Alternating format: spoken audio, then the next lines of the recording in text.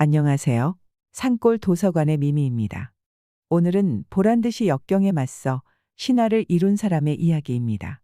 일생을 춥게 살아도 향기를 팔지 않는 매화처럼 살던 그를 만나볼까요? 인내하라. 끝까지 인내하라. 미국의 생활용품 회사인 와킨스사에는 30여 년이 지난 지금까지 깨지지 않는 기록이 있습니다. 바로 뇌성마비 빌 포터의 판매 기록인데요.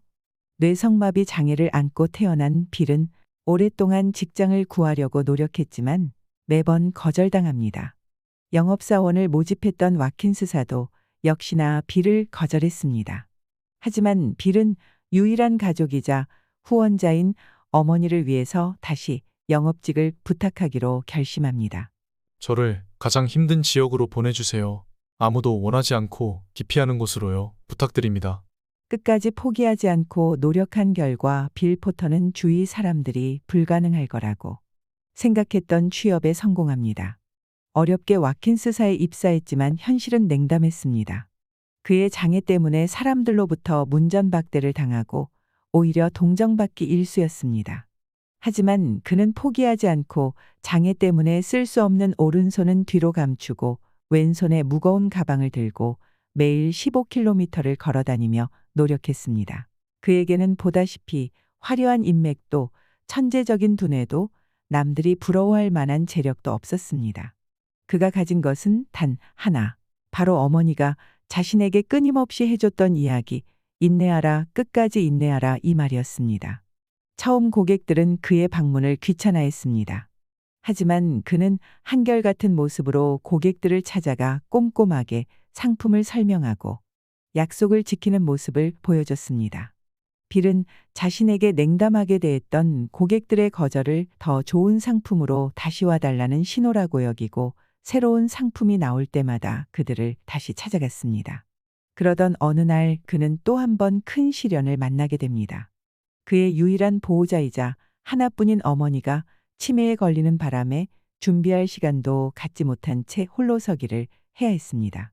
장애 때문에 손이 불편해 혼자서는 옷 입는 것조차 어려웠던 빌은 남들보다 일찍 일어나 집 근처 호텔 벨보이에게 와이셔츠 단추를 끼워달라고 부탁했고 구두 닦이에게는 구두끈을 묶어달라고 부탁하며 서서히 홀로 서는 방법을 만들어갔습니다.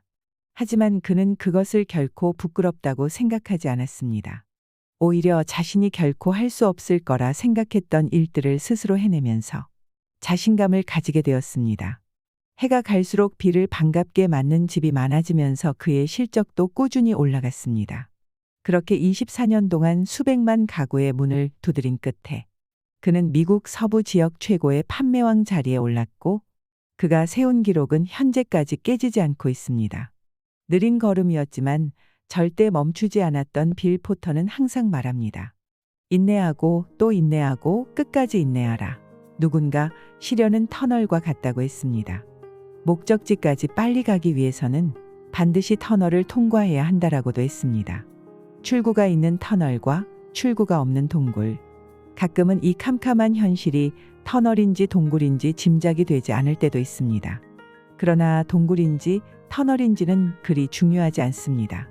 끝이 막힌 동굴이라면 다시 돌아 나오면 될 것이고 끝이 있는 터널이라면 조금만 참고 견디면 빛을 볼 수 있을 것입니다. 너무 오래 힘이 든다거나 시련이 겹치는 것 같거든 이렇게 생각해 보세요. 터널이 많은 걸 보니 목적지에 더 빨리 도착할 모양이다. 라고요.